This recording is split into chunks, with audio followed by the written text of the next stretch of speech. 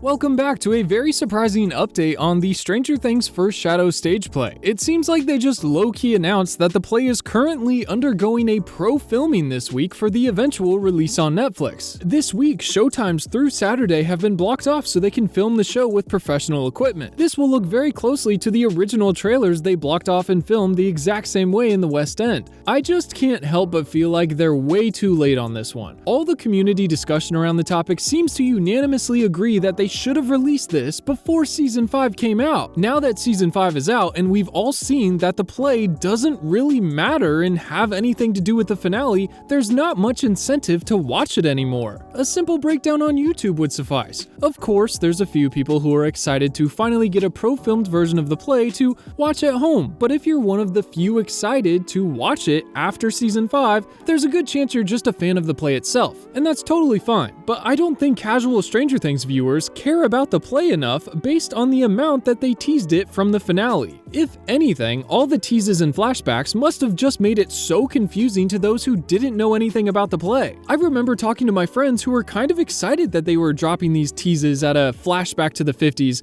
and then I can't imagine how confused they were when the payoff was just nothing. There wasn't enough tease to actually spark interest in it. They didn't bring in Vecna's high school girlfriend Patty Newby into the finale, even though she was pretty intertwined with Hopper and Joyce and Bob. It would have been so easy. They didn't bother explaining the Mind Flare rock in the play, and the couple elements they did show us of Hawkins High in the 50s was not nearly enough to hint at some big story that you're missing out on from that period. And they didn't hint at Brenner's father being the first host of the Mind Flare. It doesn't hint at Henry Creel opening the first portal to the Abyss now, replacing Eleven being the one to originally make contact. It doesn't tease the struggle between Henry Creel fighting against the Mind Flare and saving people from being killed by it. They had such a large opportunity to tie the play and the show together in so many ways, and they just didn't. And waiting until after Season 5 is finished to release it just feels like a blatant cash grab by Netflix. It feels like they're desperately trying to get another $20 monthly payment from all the Stranger Things fans. I mean, the animated spin-off comes out at the end of April, so you can expect that the First Shadow stage play will not come out within a month before or after that. It's either gonna drop in early March or probably May/June, just so everyone will have to have Netflix for 2 separate months to watch that and the animated show. I wouldn't be surprised if they wait to start teasing it on Netflix a full month and a half after the animated show comes out, just so everybody doesn't know to wait to watch them both at the same time. Now, another big concern is the version that they are filming and putting on Netflix is the Broadway version, which if you watched my breakdown and comparison of the American version versus the original West End London version, the two plays are entirely different. Not only in story and plot points, introducing some completely new elements, but also the dialogue feels extremely rushed in the Broadway version. They've trimmed off all the fat they could and cut a lot of scenes entirely just to smush the one important line into another scene with a bunch of other characters. It literally feels like the SparkNotes version of the real play. And not only that, but the actors themselves are made to portray the characters very differently in the Broadway version.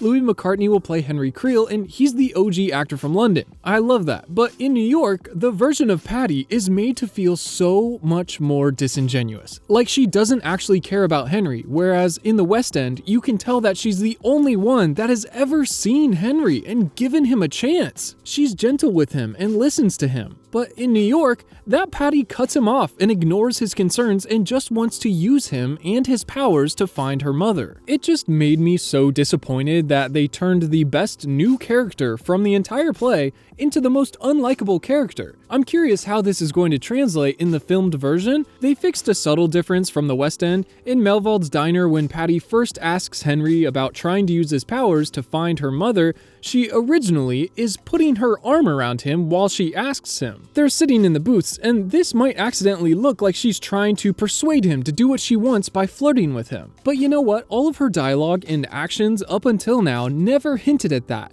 So that's not how this action comes across. In fact, I didn't even notice it until my second or third watch. It still seems like she's being genuine here. But in Broadway, they changed it to Henry putting his arm around Patty instead of the other way around. Probably because, in this version, Patty already feels like she's just trying to use him, and this would just be the icing on top of the cake. I don't care that they changed it. I kind of feel like they had to accommodate for Broadway Patty's character change, but it felt weird seeing Henry be so bold and flirty when they show us throughout the entire play and the show that he's not that type of kid. Could you imagine Will, when he was young, going up and putting his arm around a girl? Neither could I. I would have much rather they fixed Patty ignoring Henry and basically telling him to be quiet when he brings up the fact that he's worried something could go wrong and that he might accidentally hurt her. She just hushes him along to use his powers, and what do you know, her father almost dies. If anyone has seen the play recently, feel free to chime in the comments if Patty is still portrayed the same on Broadway.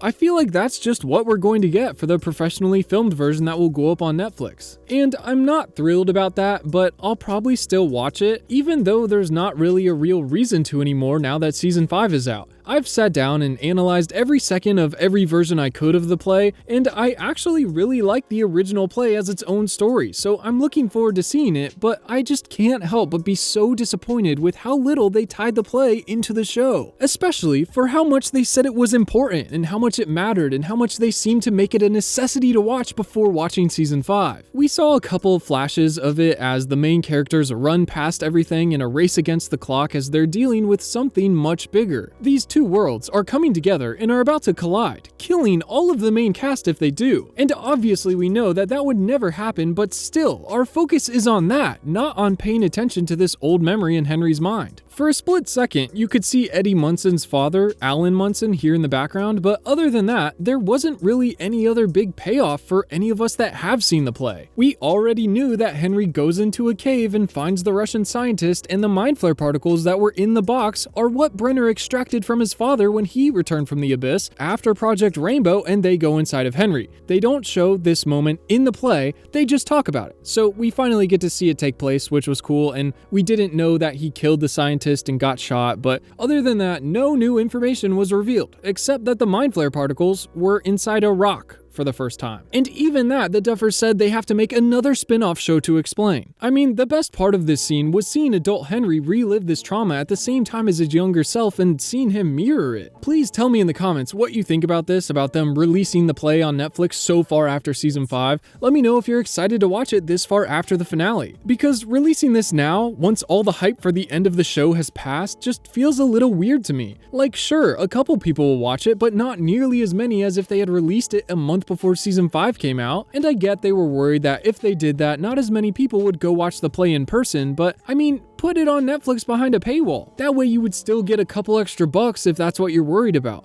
Because when they were originally promoting this play, they said that inside the stage play was the key to everything. As if you didn't see this, you were going to miss out on the biggest secret, the biggest plot twist in the entire show. And now that everything's done and passed, it seems like they were just alluding to the cave scene with the rock, but that wasn't even in the play, and even if it wasn't some big revelation like Henry Creel was a good person and this evil mind flare took him over and made him kill everything. It was this evil thing that's been controlling him this entire time, because I almost wondered, with the play introducing young Henry's struggle to fight the mind flare, I wondered if they were going to use that in the finale season and try to redeem him, or at least enough to let him give the ultimate sacrifice to defeat the mind flare once and for all, this interdimensional beast that's been using him as a host for the last 20 years, but nope, the entire play, seeing him struggle, the whole point of the play, watching him try to fight the mind flare and try to regain control of himself, just all of it straight out the window. So if that doesn't matter, and the cave scene with the rock wasn't in the play, then what on earth was the secret key to everything?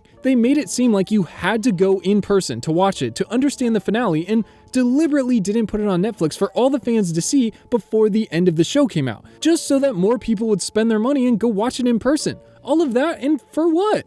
Now they're going to release it in hopes of a large number of fans renewing their Netflix subscriptions once again for another month in hopes of watching this play. Not to mention, this is the sped up, rushed SparkNotes version of the original, but I don't know. It's cool that they're finally doing it just so once the place stops doing live shows, people can still experience it somewhat, the Broadway version, but it just feels like they should have released it sooner, if you know what I mean.